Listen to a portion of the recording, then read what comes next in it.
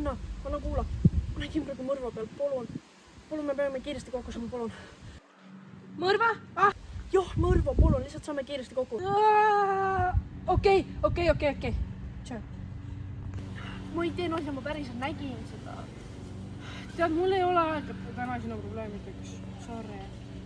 Ma tõesti tulen. Davai siis. Mis sul taskus on? Mis asi see on? Su käsi? Sina!